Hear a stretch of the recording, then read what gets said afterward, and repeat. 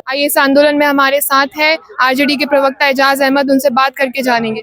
जिस तरीके से सम्राट चौधरी का कहना है कि अब दंड नहीं न्याय पे ध्यान दिया जाएगा, इसके बारे में आप क्या बोलेंगे? सम्राट चौधरी जी पहले जवाब दे कि कल जो समीक्षा बैठक थी उसमें वो नदारद क्यों थे? विजय सिन्हा नदारद क्यों थे? जो Bharatiya Janata party second largest party है, उसके नेता कल की बैठक में क्यों नहीं थे? इसका मतलब है कि कहीं ना कहीं समीक्षा के नाम पर आई वाश किया गया है, लोगों के आंखों में धूल झोंकने का काम किया गया।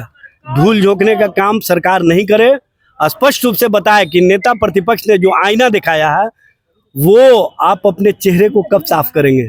आपके चेहरे पर जो गर्द लगा हुआ है, जो गंदगी लगा हुआ है, अपराध का, भ्रष्टाचार का, पुल पुलिया गिरने का, बिहार में विकास नहीं होने का, उस गर्द को कब हटाने का काम करेंगे? आप आईने को साफ करने का काम मत कीजिए।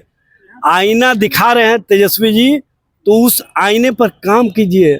आपको काम पर ध्यान नहीं है, आपको बयान पर ध्यान है।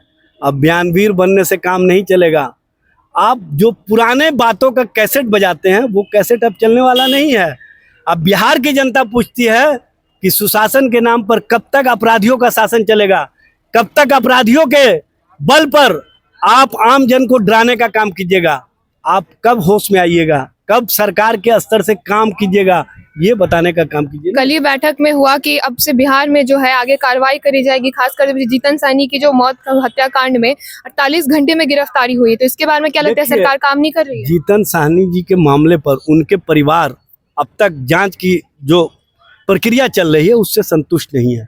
सबसे पहले तो परिवार के लोगों को जब कहीं ना कहीं जांच प्रक्रिया पर अविश्वास है तो उस पर सरकार को क्लियरेशन देना चाहिए और क्लियर करना चाहिए कि आखिर सरकार की मंशा क्या है। और सबसे बड़ी बात यह है कि आप समीक्षा बैठक तो बराबर करते रहे हैं, लेकिन समीक्षा बैठक सिर्फ और सिर्फ लोगों का आई वाश के अलावा कुछ नहीं है।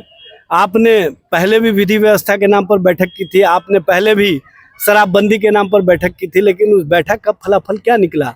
और कल आप बैठक किए, आज लगातार हत्याओं का दौर चल रहा है। तो कौन सा आप समीक्षा करते हैं? कौन सा आपका पैमाना है? ये स्पष्ट कीजिए ना।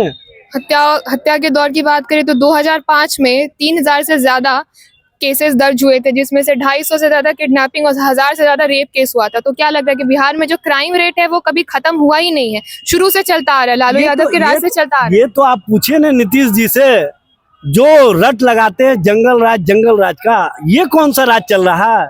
ये कौन सा शासन है जहां पर जनता को गला रेत करके, पेट फाड़ करके उनकी हत्या कर दी जा रही है?